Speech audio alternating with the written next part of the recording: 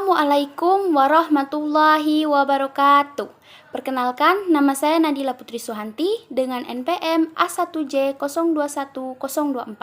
Saya dari Prodi Pendidikan Nonformal Universitas Bengkulu, mata kuliah Pengelolaan Pendidikan dan dosen pengampu Dr. Muhammad Kristiawan MPD.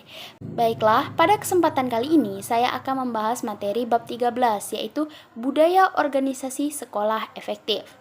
Adapun penjelasan materinya, yang pertama A. Konsep budaya organisasi sekolah efektif. Yang B. Karakteristik budaya organisasi. Yang C. Tipe budaya organisasi. Yang D. Unsur budaya organisasi. Yang E. Fungsi budaya organisasi. Dan F yang terakhir, ciri-ciri budaya organisasi sekolah efektif. Langsung saja kita masuk ke materi yang A. Konsep budaya organisasi sekolah efektif. Budaya sekolah ataupun madrasah merupakan suatu yang dibangun dari hasil pertemuan antara nilai-nilai yang dianut oleh kepala sekolah sebagai pemimpin dengan nilai-nilai yang dianut oleh guru-guru dan karyawan yang ada di dalam sekolah. Nilai-nilai tersebut dibangun oleh pikiran-pikiran manusia yang ada di dalam organisasi sekolah. Nilai-nilai tersebutlah yang akan menjadi bahan utama membentuk budaya organisasi sekolah ataupun madrasah. Lalu yang B, karakteristik budaya organisasi. Menurut Susanto pada tahun 2012 pada halaman 245, karakteristik budaya organisasi itu yaitu yang pertama, inisiatif individu. Yang kedua, toleransi terhadap resiko. Yang ketiga, pengarahan. Yang keempat, integrasi. Yang kelima, dukungan manajemen. Yang keenam, pengawasan. Yang ketujuh, identitas. Yang kedelapan, sistem penghargaan. Yang kesembilan, toleransi terhadap konflik. Yang kesepuluh, pola komunikasi. Menurut Rachmawati pada tahun 2004 pada halaman 72 terdapat 7 karakteristik budaya organisasi, yaitu yang pertama, inovasi dan mengambil keputusan. Yang kedua, perhatikan rincian. Yang ketiga, orientasi hasil. Yang keempat, orientasi orang.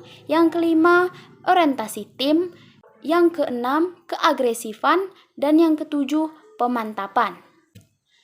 Lalu yang C, tipe budaya organisasi.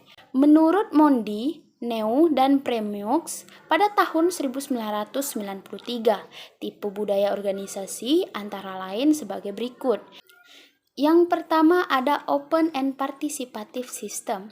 Open and Participative System ditandai dengan adanya kepercayaan terhadap bawahan, komunikasi yang terbuka, kepemimpinan yang sportif dan penuh perhatian, menyelesaikan masalah secara kelompok, adanya otonomi kerja, sharing informasi, serta pencapaian tujuan yang tinggi.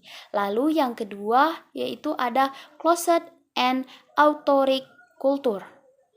Ditandai dengan adanya pencapaian tujuan yang tinggi, namun pencapaian tersebut mungkin belum dinyatakan dan dipaksakan pada organisasi dengan para pemimpin yang otoraksi dan kuat. Selanjutnya yang D, unsur budaya organisasi.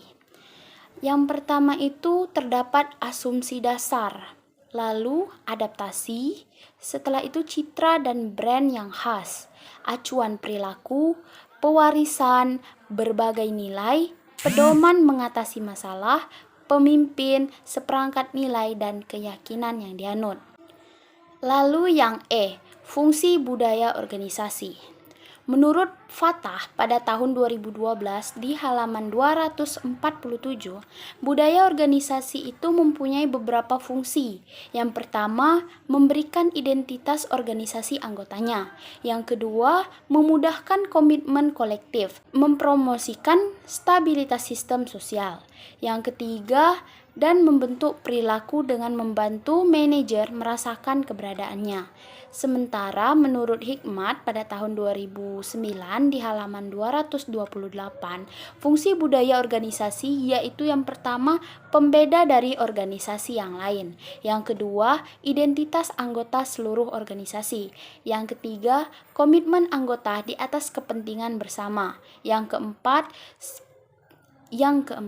perekat sosial dengan menyediakan standar yang anggota harus dilakukan dan dikatakan. Dan yang kelima, serta mekanisme kontrol yang membentuk perilaku anggota.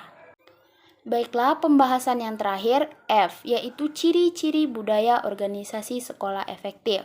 Sekolah yang efektif harus memiliki ciri-ciri yang di bawah ini. Yang pertama, adanya kerjasama, adanya rasa saling percaya, adanya sikap keterbukaan ataupun partisipasi.